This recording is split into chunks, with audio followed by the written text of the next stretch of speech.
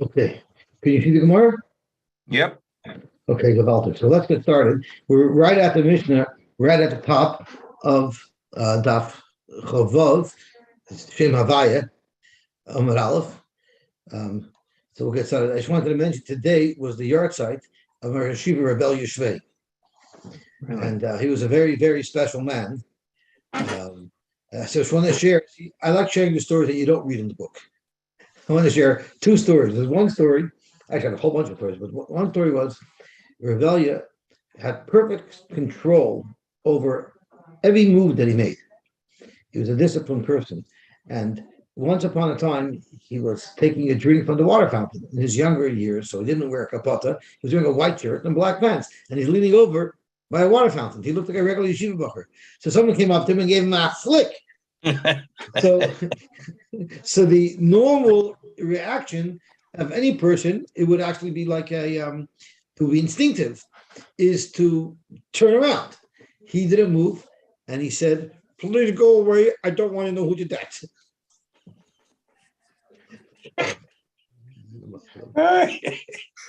One minute. He was the Rosh Yeshiva already then? Yeah. Uh, That was one, but it's funny, but it shows his character. Right? He didn't want to embarrass anybody. right. The other story was, remember in the olden days, if you were on a payphone, and One minute. What's more important is who is the guy that did that? I don't know, I would love to know that. The next story, I know who it happened with. It happened with A.B. Cohen. He was a buff in Yeshiva, and his story was. You remember in the old days, if you want to pay phone too long, the operator would get on and say, "Put in another quarter, put in another nickel." Right. So that's what happened once. And the bucker just hung up on the operator. So the operator called back the payphone and said, "Please put in another quarter." So the bucker answers, "Humphrey's Funeral Home, always at your service." So the operator kept on calling back, and she saw that this guy was playing games with her. "Humphrey's Funeral Home, always at your service." So she figured, you know what? There's a whole bunch of phone numbers registered at this address. Let me call one of the other phone numbers. And the pink, there was Rebellia's office. So she picks, she calls, and Rebellia answers, and she explained to him what's going on. So Rebellia said, "You have nothing to worry about. You will have your money in 5 minutes." Rebellia calls the phone number, and the Bacher answers, "Humphrey's Funeral Home, always at your service." And Rebellia says, "You better put in the quarter right away, or else you'll be using your service." Or else what? You'll be using your service. Because you're going to lie to you, I'll call you through. And my favorite story happened with a boy. His name is Svei. And when he was a freshie in Yeshiva, his parents, after his first year in Yeshiva, being out of town, gave him a trip to Israel. So he was so excited going to Israel for the summer. He's on the airplane, and he has his Walkman in his ears, and he has his magazines and all his reading material that he's going to have for the flight. And what do you do when you sit down in the plane? You look and watch everybody coming down the aisle, and you make a judgment call. Do I want him to sit near me, or don't I want him to sit near me? Like I know when I walk onto a plane, I see horror in everybody's eyes. You know, they don't want to.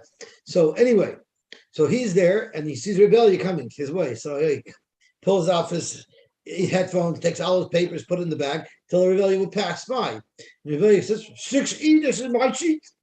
This poor kid, his first year, he's going to Israel, and the Yeshiva sits right near. Shut. So the Yeshiva sits near him and tells him, "Don't worry about me, I'm a regular passenger. Whatever you want, you can do. Don't worry, nothing to worry about. I'm just a regular flyer." Shut. So they're sitting, and he puts his, he's a little naive. He doesn't hop. He puts everything back on. And Rebellia's talking to him, making small talk. And then 2 hours into the flight, Rebellia asked him, "So where do you learn?" So he says, "I learned in your yeshiva." For the next 6 hours, it was quiet. It was not a pin. That's funny. That's funny. Gewaltig. Okay, so let's get started. So we're right at the Mishnah. David. So let's get started on the Mishnah. We're at the top of Daf Chavav Amar Aleph at the Mishnah. I remember when the Wolf boys were in Yeshiva, Harry very much wanted them to go to college, and Revelia wanted them to stay in yeshiva. So Revelia told Mr. Wolf, I'm going to come, I'm flying down to Toronto to meet with you to discuss the future of your boys. So Mr. Wolf said, I can't do much for Yeshiva to come. I'm going to fly down and I'll meet you in Philly. So he flew down and he told Revelia, the reason why I want my son to go to law school is because I'm a lawyer and I have a law firm. So if he goes to law school, I have a pronouncer for him. If I had a yeshiva, I wouldn't mind letting him become a rebbe because I would have a position for him. So Revelia says, no, he has such a future in learning. He should stay in learning. So Harry asked Revelia the following question.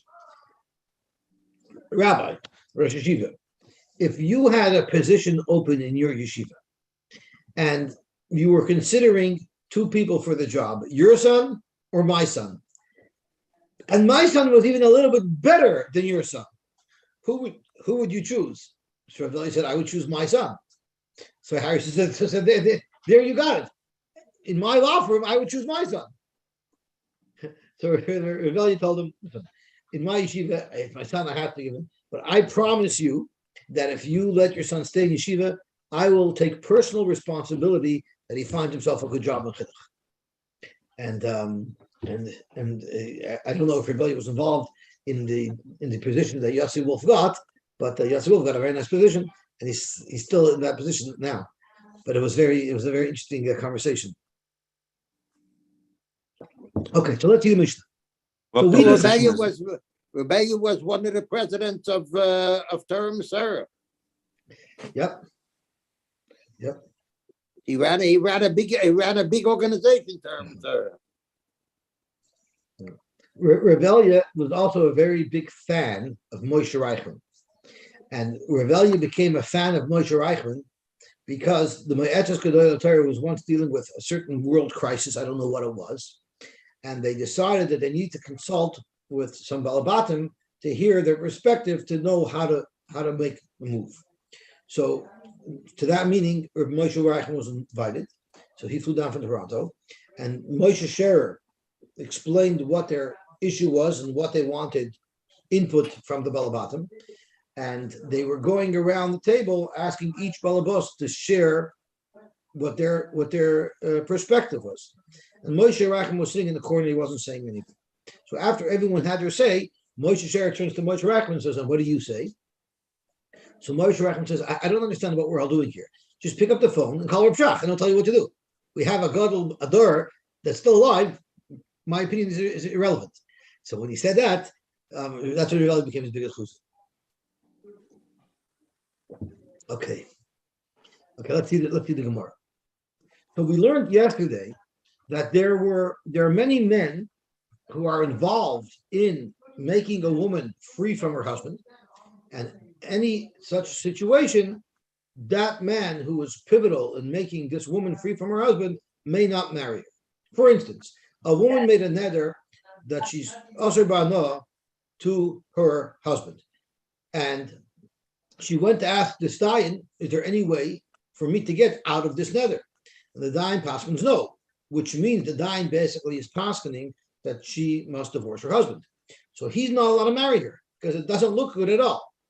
Another case was an aid echad came, and he told this woman, I saw your husband get killed. We even had a case where I killed your husband, but I saw your husband get killed. So the law is, even if she's allowed to get married, she's not allowed to marry that aid.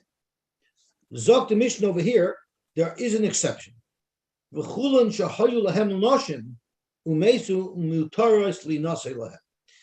all of this dying, when he told this woman that she's usher to her husband, or this aide who said that I saw your husband get killed, if at the time of their testimony they were already married, then there's no chshad. People aren't going to be choshed that if they were already married, you're allowed to have two wives, but vice versa, that wasn't the norm. So if someone was already married, then there's no chshad that there's something incorrect going on here. And therefore, if their wives die, if the Dayan's wife dies, or this aide's wife dies, then they would be allowed to marry these women. Now, if she died from foul play, I'm not sure if that would have the same halacha. It means if she died of natural causes. Zok the Mishnah Bater, and there's another exception. What if these men were not married? So because of that, they wouldn't have been allowed to marry this woman after she got divorced or after she found out that her husband died. But these women didn't marry them. These women married a third party, a third man. So if these women married other people, and then their marriages didn't work out, either they were divorced from these second husbands, or they lost their husbands, then at that point, which is a little bit later, after they went through a different marriage, then the dain is allowed to marry this. So just to put things into perspective, so we know what's happening. An aid comes along and tells a woman, your husband died. So the halacha is, she gets married, but she cannot marry the aid. Then she goes and marries another man. And her second husband dies as well. So this woman has already lost two husbands. At that point, the woman's allowed to marry the aid. That's what the Mishnah seems to be saying. Okay, we'll pick up on that later. Then the Mishnah says, "V'chulon mutaros levneim oilachem." So imagine the dying paskins for this woman. Your neder makes it impossible for you to live with your husband. You must get a get. But ich have padir shidduch. Do I have a shidduch for you? I want you to meet my brother, or I want you to meet my son. I have a beautiful shidduch for you. So that's allowed. So even though he can't marry the woman, but he is allowed to have his brother or his son marry the woman. What's notably missing from this list is his father. It doesn't mention anything about his father, but it said his son or his brother would be allowed to marry this woman. Zok to Gemara. The Mishnah says that if these men were married at the time when they were matter the woman, and then after they said their testimony, they did their psak, their wife died, they're allowed to marry the woman. So mesu in niskar shuloi. But if after they said the testimony, they divorced their first wife, then you would not let them marry the woman. You never know. Maybe meeting this woman caused led to the divorce. So that's why you don't let them. Dr. Gemara, Omali Rav Hillel or Rav Ashi, V'atanya afilu niskarshu. We have another branch that says that even if they were married and they divorced their wives after this occurred, they would be allowed to marry. It doesn't look good. Zok to Gemara loy kasha. It's not true. There's two different cases. Ha the havoi ketata. When do we say that you're allowed to marry this woman? They're dying allowed to marry this woman if he divorces his wife. That's only if we knew that they already had shalom bayis problems that predated him meeting this woman. So we won't say that since he met this woman, now he wants to divorce his wife.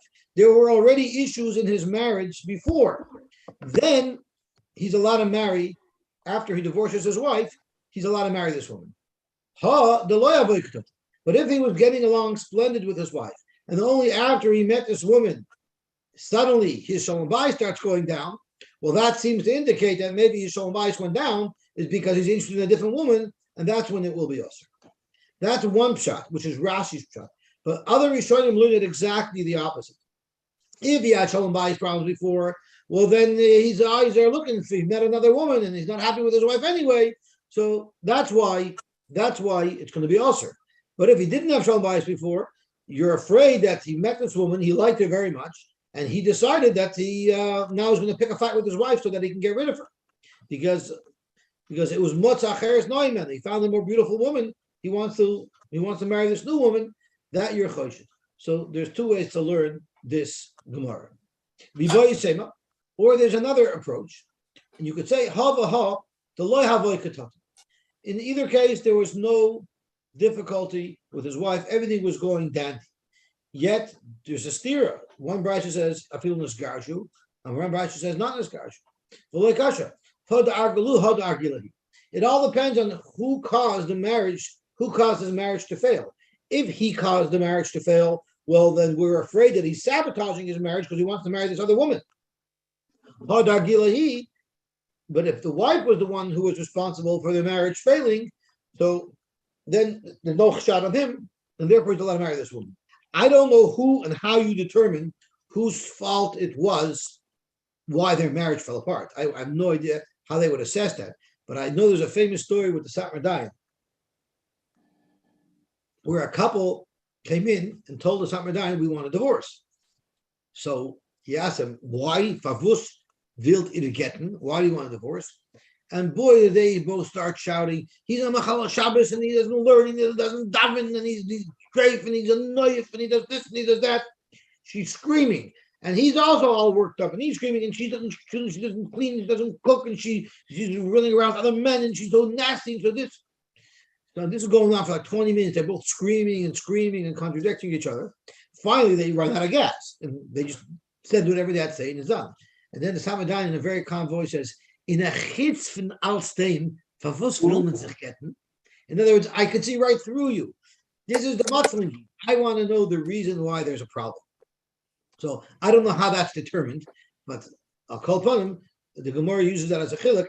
If he caused a marriage to fail, that could be because he had his eye out for somebody else. About the next line of the Mishnah is, if these women didn't leave their husbands and immediately come to the aid or immediately come to the dying, rather they married somebody else. So then there's no chashash. If their second husband dies, then they're allowed to marry the Edom or the Dayan. The most simple way we would understand it is Misa Misa v'Gershon HaGershon, which means that in the case where the Eid said her husband died, then she remarried, and then her second husband died. Now the question is can the Eid marry her after her second marriage? Or Gershon, the Dayan paskin that she has to get a divorce. So she got a divorce and she married another man. And then she got divorced from the other man. And now the question is, can the Dayan marry her? Frankly, more, the problem is if a woman was married twice and each time her husband died, does that make her into a katlonis? There's a machlokes if 2 is a chazaka or if 3 is a chazaka. And according to Rebbe, if a woman was married to 2 men and they both died, you're not allowed to marry this woman anymore because this woman is a katlonis. She causes her husbands to die. So Zok the Gemara, our case, it seems like she had 2 husbands and both died. So Zok the Gemara, our Mishnah, our Mishnah wouldn't be consistent with Rebbe. The Ika Rebbe, because according to Rebbe, Ha'amar betrays him, have a chazaka. Once a woman lost 2 husbands, we don't let her marry a 3rd husband. Zok the Gemara, no, you don't have a right that we don't like Rebbe. Loi misa gershon begershon misa. Maybe the case of her losing her second husband is only in a case where she was divorced from her first husband. So once there was Misa, once there was Gershon, no chazaka. Or in the case where she first was divorced from her husband, the second time she could have become an almana, which is very interesting because I understand why you would say Misa Gershon, so there were no 2 Misas in a row. But what's the problem with having 2 Gershons in a row? It sounds from our Gemara that a woman who divorced twice, you shouldn't marry because she has a chazaka that she gets divorced. But I'm not sure. That's just what it seems from this Gemara.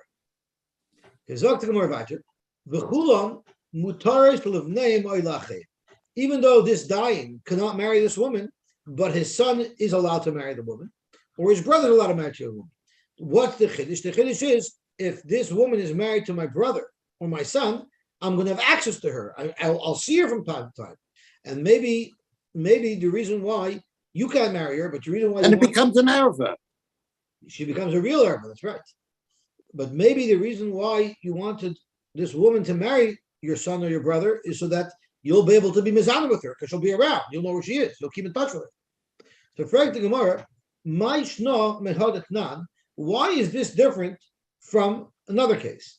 There's a rumor going around about somebody. We'll use the Gemara as example. There's a rumor going around about Reuben that he was having improper relations with Shimon's wife. So the halacha is not only may he not marry this woman, but he's not even allowed to marry any woman who's close to this woman, either the woman's mother or the woman's daughter or the woman's sister. Why? The reason is because we're afraid that he'll marry the sister so that this woman who he really has his eye on will come over and visit, and then he'll have an opportunity to do an affair with her. So why don't you say the same thing? We shouldn't let this woman marry this man's brother because it'll give him access to her, and he might come to an affair. Im kein ein Ledover Sarf. I'm sorry? Im kein ein Ledover Sarf. Well, no, here there's a woman where we know that there could be a possible issue. Right? So maybe she should marry a stranger. So the Gemara says there's a very big difference. Noshi lagabi noshi shchicha, the asla. It's normal. A mother comes to visit a daughter, a sister comes to visit a sister. But gavri lagabi lo shchicha. It's not so common where a father comes to a son's house, where brothers go. Women are more often found together. So that's a bigger chashash. If you marry your sister, she's going to be over at your house all the time. But if she marries your brother, you're not going to have such a tight relationship with her, and we're not worried. That was one shot. The other shot is inami noshi deloy asron shchiftem adadi lekabdi adadi. If you have a situation where someone's married to a woman's sister, the woman's sister doesn't care if her sister is mizana with her husband, because even if her sister is mizana with her husband, that will not break up her marriage. It won't ruin her life. Sure, it's not a good thing, but like what Rabbi who's the Maggid? Who's the famous Maggid that we have in our Pesach Kron? Like our Pesach Kron says, your husband's ruchnius is none of your business. So if you want to sin with my sister, so be it. But it doesn't really impact me because she remains mutter. So she won't be so vigilant to keep her sister away from her husband. And that's why we have to keep him away. But in a different case, where this woman is married to my brother, she won't let me get near her. You know why? Because she knows that if she does an affair with her husband's brother, her life is ruined. She's going to have to get divorced, and her whole marriage will be over. So therefore, it's not such a chash. So inami nashi deloy asron shchivas nadadi. If a woman's sister does an affair with her husband, her marriage will remain intact. Therefore, lekabdi adadi. So she's not going to be so vigilant to keep her husband away from her sister, and therefore we have to answer it. But Gavri, the Asan Shchivas Nadadi, men, where if a woman's brother-in-law has a relationship with her, it's going to make her Asr, Kapta Adadi, they're going to be very careful not to let that happen, and therefore we can allow his brother to marry this woman, because there's not such a problem. Frank the Gemara, now that we have that svara, Yachi Aviv Nami. Why does our Mishnah say that this man, his brother or his son, is allowed to marry this woman? His father should also be allowed to marry the woman for the same svara, that she's not going to let him get close. So tomorrow, in fact, that's exactly true. We're saying a smaller chiddush and a bigger chiddush. The Tana doesn't even need to mention that this man's father is allowed to marry this woman. The buzzers b'nemine. No one's going to dare seduce his father's wife. But a son who the father's not afraid of, not uncomfortable with, maybe we shouldn't allow them to get close because maybe he could do a chait. Kamash v'lon, that's not going to happen. And therefore, this woman's allowed to marry the son, the father, or the brother of the diet, or of the ape. Like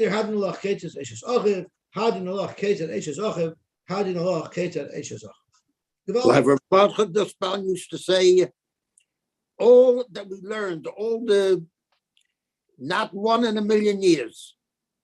Amen. Amen. It has remained strictly academic. That's right. Amen. Amen. Okay, Zok the Heilige Gemara weiter. The new parak. Now the new parak is a little bit complicated, yes, but it's a chazara because we've learned this Mishnah and the comment of the Gemara on this Mishnah at least twice since the beginning of the Masech. So let's start. Arba Achim, there were four brothers. We'll call them Reuben, Shimon, Levi, and Yehuda. Shnai Mehen Nustu Shtechais. Reuben and Shimon were married to two sisters. We'll call them Rachel and Leah. Umezu Anasu Mesachais. Reuben and Shimon died, and now Rachel and Leah have fallen to Yibum to Levi and Yehuda. So the halacha is neither brother can do yibum. Why can neither brother do yibum? If you remember, we had a shaila. If you hold yesh zika, that the relationship of this fallen yibum is like a marriage, well, then each of these women are usher to each other because of eshes achiv. I'm sorry, because of achos isha. They're sisters. So here's achos isha, bezika. But if zika is like a marriage, each woman becomes usher. So neither woman can you do yibum on, you do chalitza. And then we had a svara. If you hold ein zika, then the way you would have to explain the Mishnah is we're afraid that if we let Levi do yibum on Reuben's almana, maybe before Yehuda has a chance to do yibum on Shimon's almana, he might die. And if he dies, there's no one to do yibum or chalitza on Shimon's almana. So since it's also levatal mitzvah yavamin, that's why Harei Luchaltos v'loy misyapis. And the Gemara is going to repeat what I just said, but I was just recalling what we have learned twice already in the explanation of this mission. What if they illegally marry these women? Levi did yibum on Rachel and Yehuda did yibum on Leah. You forced them to divorce them because it's a chayes kukasa. Rabbi Eliezer have says, a kid, and if they have a kid, it's a mamzer. That's right. It won't be mamish a mamzer because it's only from Zika, but it's definitely an issue, definitely a problem. Rabbi Eliezer says, Beis Shammai Omer. So Rabbi Eliezer is sharing with us his version of the machlokes Beis Shammai Beis Hillel. Beis Shammai Omer Yekayim. Beis Shammai holds that no, they can stay married. Beis Hillel Omer Yotziu. It's only Beis Hillel who holds that they have to separate. Zog to the Gemara Vayter. Hoisa achatz mehen asura ala echad Israel. So we have Levi and Yehuda, and Rachel and Leah fell to Levi and Yehuda. Well, what if Levi has a reason why he cannot marry Rachel? For instance, Rachel is his wife's mother. Let's say Rachel is his wife's mother. So Levi has an Isser Erva to Rachel, which means Rachel didn't fall to Yibum to Levi at all. Only Leah fell to Yibum to Levi. So if only Leah fell to Yibum to Levi, surely Levi's allowed to do Yibum on Leah. So therefore, Aser Ba, if Rachel is the mother of Levi's wife, as an example, then Levi may not do Yibum on her. But now it comes out that two sisters didn't fall to Yibum to him, because one sister doesn't fall to Yibum to him because he's an Isher Erva. So therefore, Umuter Ba'achaisa, he will be able to do Yibum on Leah without a problem. Vasheni, but the other brother, who was mutter to both these women, so he still has that problem of a chayzik ukasai, and therefore also b'shtei. Let's build the case up. Now, this iter that we say prevents Rachel from falling to Yibum, to Levi, that's only if it's an iser deraisa, a chi of chorus. That's when there's no zika whatsoever. But if it was only iser mitzvah, or if iser kedusha, if this woman was only usher to him, either with a lav only, or only midir so that would not allow him to make Yibum on Leah, because we still look at it like there's a zika to him from two sisters, and therefore he still has to do chalitza, he may not do Yibum. Now the Gemara builds up the complication. Levi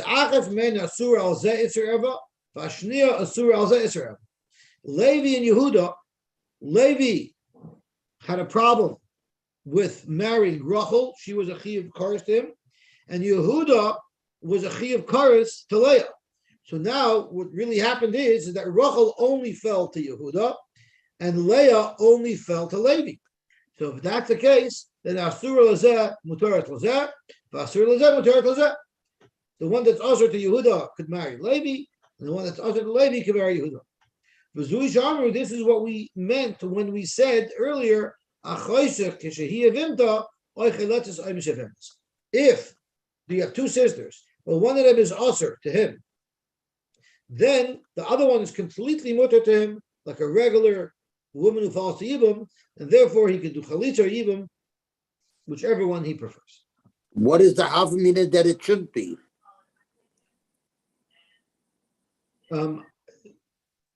There's two Havaminas. We're going to see the Gemara now. The Gemara is going to explain two reasons why it should be a problem. Either Either you see from this Mishnah, Shmami no yes zika. You could possibly take a chiddush out of this Mishnah and say that there's zika, and the zika has an impact almost like a marriage. The ein zika, if you hold that the zika is not a relationship that creates any type of isser, michli, let's think about it. Why should there be a problem at all with these two brothers marrying these two sisters? Hani mitrei batika asya. These two women are not following even from one husband. Rachel is following from Reuven, and Leah is following from Shimon.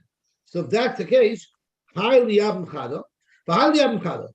no problem with the cheshku kasei because the zika isn't strong enough to create such an issue. So let Reuven do Yibam. Let Levi do Yibam on Reuven's almana, and let Yehuda do Yibam on Shimon's almana. What is the problem? So it must be there's yesh zika. Since with yesh zika, there's a real relationship there, and we look at it like there's two sisters that he's married to, and therefore he's also to both of them. So the Gemara thinks they want to prove from this Mishnah that yesh zika. Now, yesh zika, let's just remind ourselves what that was about. Because there was a machlokes between Rav and Shmuel. Rav said, ein zika, and Shmuel said yesh zika. And the case was whether or not zika is like a marriage. And the case was, Reuven had a wife who fell to Yibam to Shimon. So Reuven died, and now Shimon had to do Yibam on Reuven's wife. But before Shimon had a chance to do Yibam on Reuven's almana died. So not only did Reuven die, now his almana died as well. Now the question is, do we look at Shimon as if he was once married to this woman who died, and therefore he may not marry this woman's mother? And that's what you would hold if you hold yesh zika. But if you hold ein zika, then the halacha is once this woman dies, he's allowed to marry her mother. So something more from our Mishnah, it seems that we hold yesh zika, because if there was enough of a relationship to create the itzer achos ishtoi, which prevents either brother from doing yibum at all, well, by the same token, we should say that the relationship of a shomer yavim to the yavim is strong enough. We look at it like it's a marriage, and even if the woman dies, her mother will be usher to this man. Zakmar, you don't have a raya. Really ain't zika, and in fact, once the woman dies, you're allowed to marry the mother. The reason why in our Mishnah we don't allow them to make yibum is mishum de kasaver aser levatel mitzvah yivam. We hold it's aser to be levatel the mitzvah yibum, and here there's a risk that one woman is going to lose her opportunity to do yibum or chalitza, because dilma adim yabim chat. So what happened? Reuben and Shimon died. Their two wives fall to Levi and Yehuda. So if Levi does yibum, now Levi is an erva to Leah.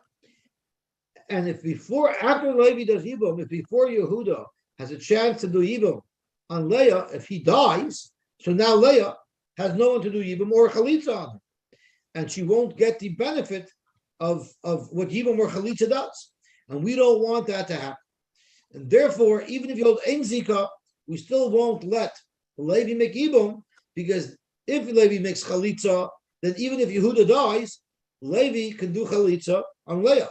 But if Levi makes yibum on Rachel, then he's completely usher to Leah, and if Yehuda dies, Leah will be left without yibum or chalitza. Yosy? Right? Yes.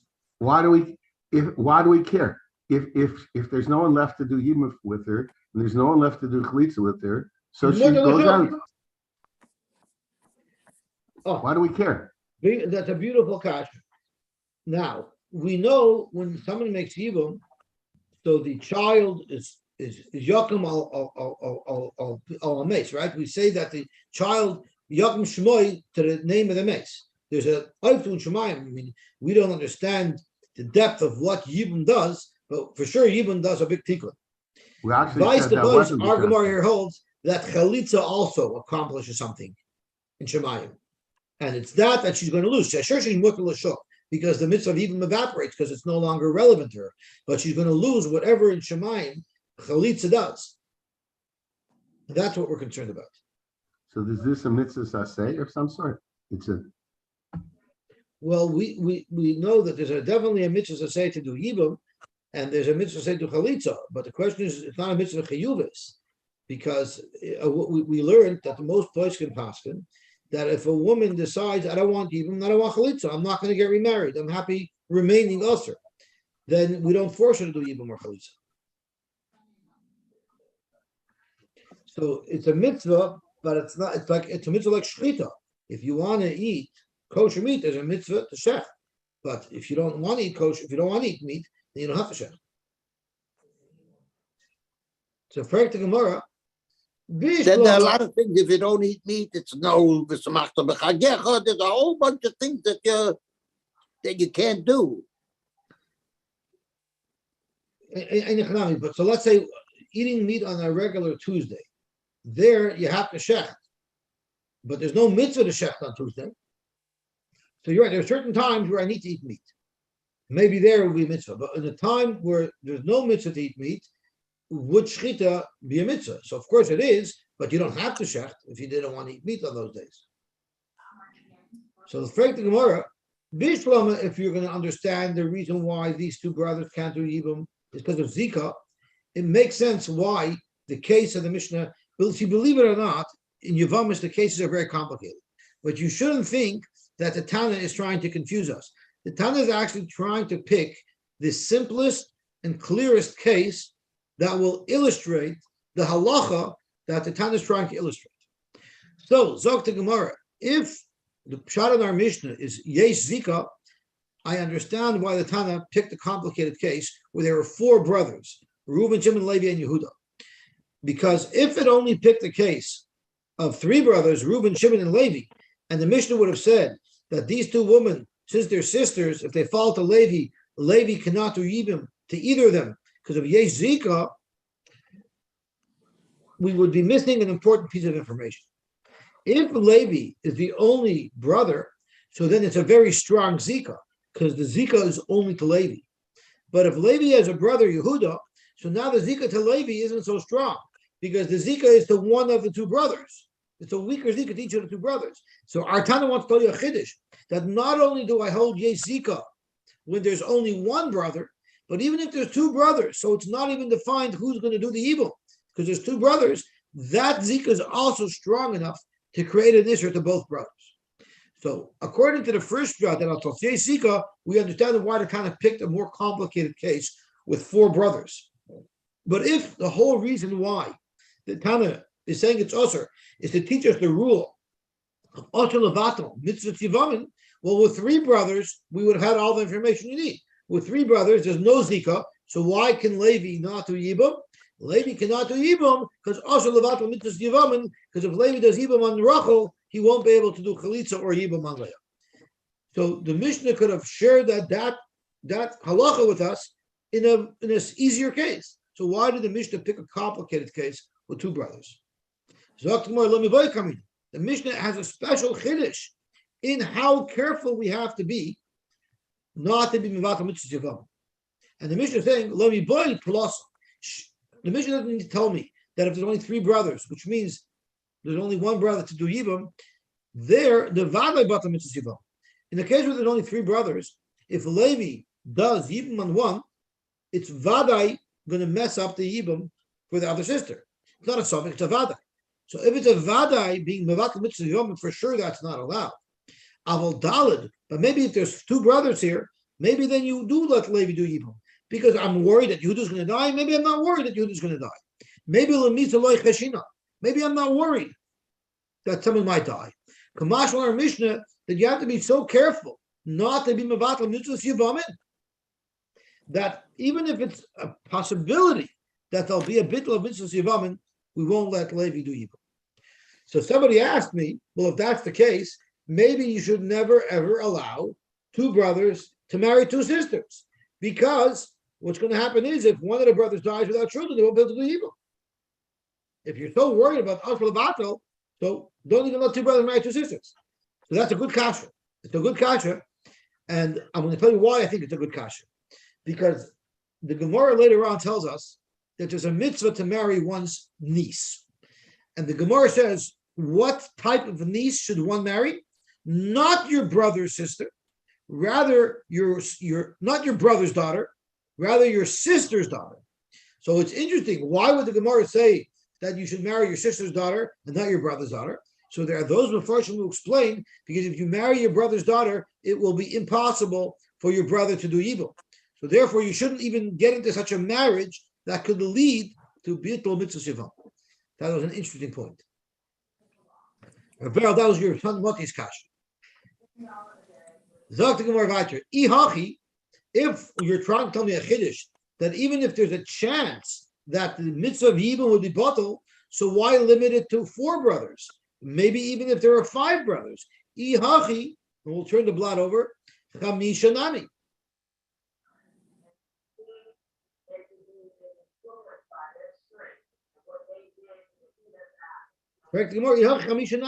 What if there was Reuben, Shimon, and then there was Levi, Yehuda, and Yisachar? So let's say Levi cannot do Yibum because maybe Yehuda and Yisachar will die, and this woman will be deprived. If there's only one remaining brother Yehuda to do the Yibum, yes, then we won't let that happen. We're afraid he'll die. But to say that Yehuda will die and Yisachar will die, we're not choshish to that extent.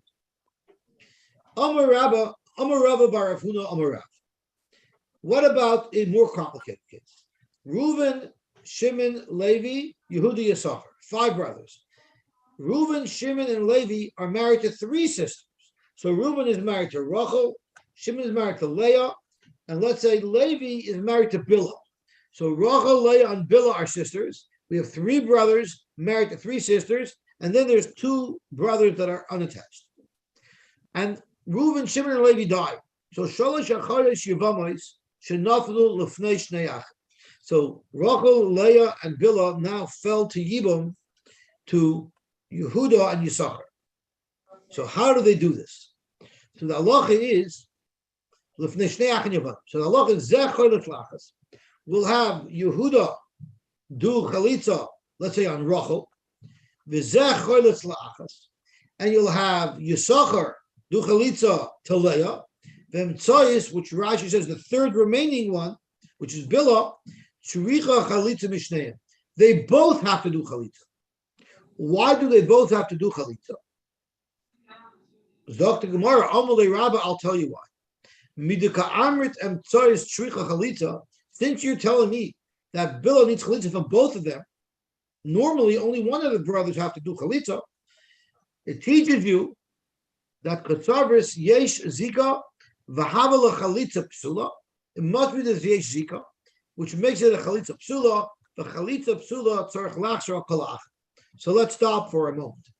If there's Yesh Zika, that means that Reuben has to do Chalitza on one woman, Shimon does Chalitza on the other woman. The 3rd woman, the question is, why can't just one of them do Chalitza?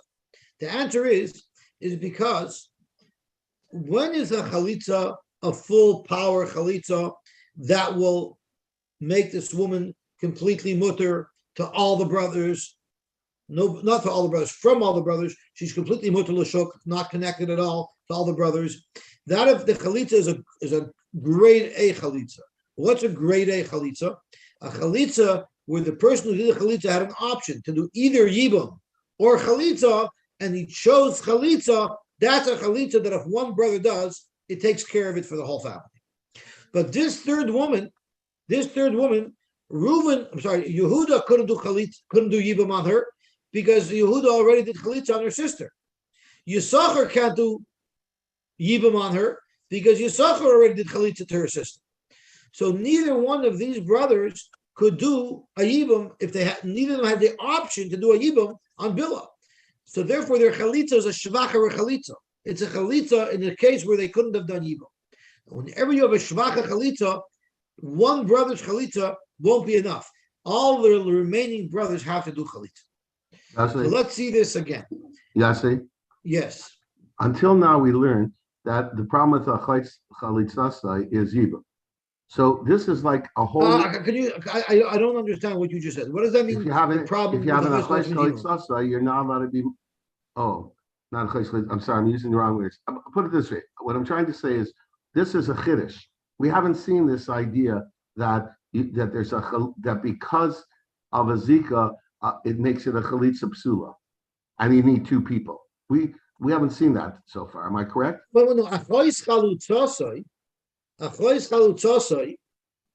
is a problem. You know, in America, there's a lama. Right, but you're allowed to do chalitza. We've learned until now all the time. Right, you can't do yibum, but you're allowed to do chalitza. So the chiddush today is that your chalitza is considered a defective chalitza. Okay. Right, it's a defective chalitza. So this woman technically has a zika to Yehuda and Yisachar, but Yehuda and Yisachar do not have an option to do yibum on this woman, on Bilah. They only have the option to chalitza, so that by definition makes it a bad chalitza. And that's why they have to both do it. So let's see Gemara inside. Kasavras, it shows that you hold that Yesika. Therefore, therefore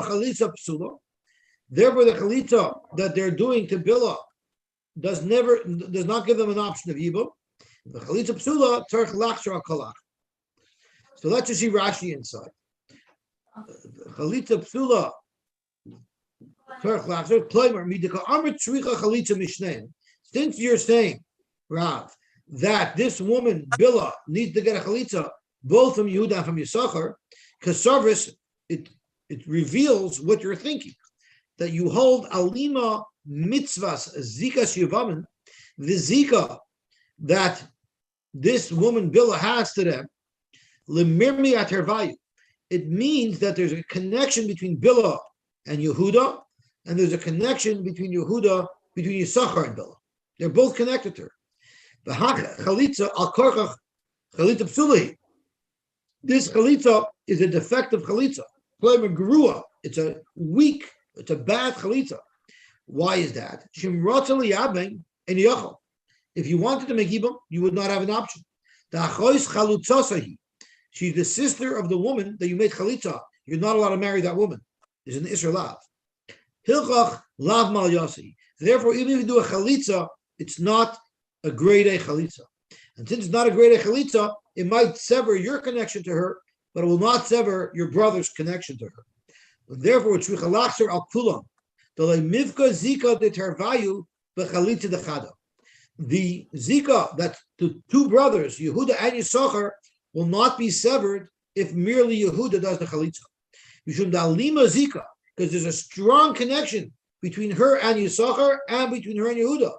For Rami Atavayu, and therefore they both need to do the chalitza. Zok to Gemara, if that's the case, ihachi kamai sanami. The first woman was also achois zikasei. So how was it that that Yehuda was able to do chalitza by himself on Reuven's almana, and Yisachar was able to do chalitza by himself on Shimon's almana? There was a chois zikasei. So there should have been the same problem. He couldn't have done yibum. Neither of them had an option to do yibum. So if neither of them had an option to do yibum, their original chalitza are also bad. Dr. Gemara, you have a good point.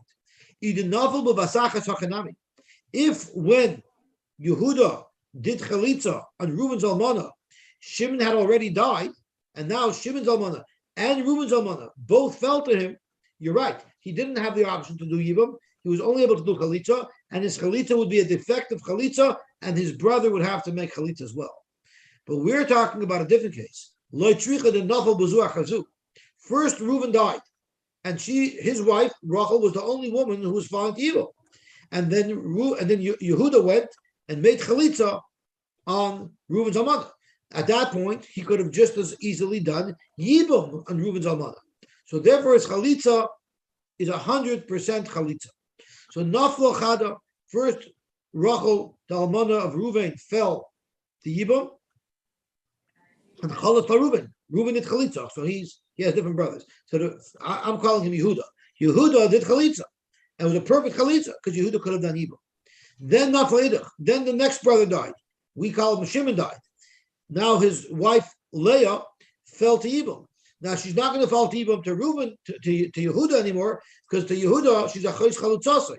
But to Yisachar, who never did any chalitza, it's a regular woman falling to yibum, and he can even do yibum. Call it Shimon. So we call him Yisachar. So Yisachar did chalitza on the alman of Shimon. But when the third brother died, when Levi died, and his wife Bilhah now falls to Yibam, both to Yisachar and Yehuda, therefore, Chalutz Lahai Mafkazi Kasei, Yehuda has to do Chalitza to sever his connection to her, but that will not sever Yisachar's connection. And therefore, Chalutz Lahai Mafkazi Kasei. And then the Yisachar can do Chalitza to sever his connection. And then she's free. Frank the Gemara, this is a beautiful shtickle Torah, but it's all based on you holding Yezika. But for Amar Rav Ein Zika, Rav said Ein Zika.